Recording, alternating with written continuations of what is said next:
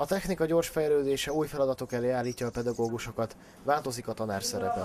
Napjaink tanára nem csak tanít, egyre gyakrabban kell igazítást adnia. Mi a fontos az óriási információhalmazból, amely a modern technikának köszönhetően a diák rendelkezésére áll? Ez egy nyitott klub, tehát bárki, akit érdekelnek a korszerű médiák, aki tovább szeretné magát képezni, vagy képezi is magát, látogathatja a klubunkat. De nehéz lépést tartani a számítástechnika terén a diákokkal.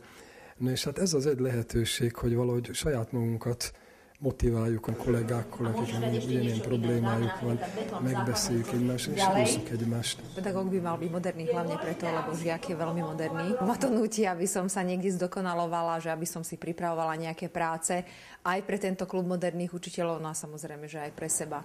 A klub tagjai minden hónap első kedjén találkoznak, hogy megvitassák az aktuális oktatási anyagot, pedagógiai és módszertani tapasztalataikat, valamint a digitális és multimediális segédanyagok lehetőségét.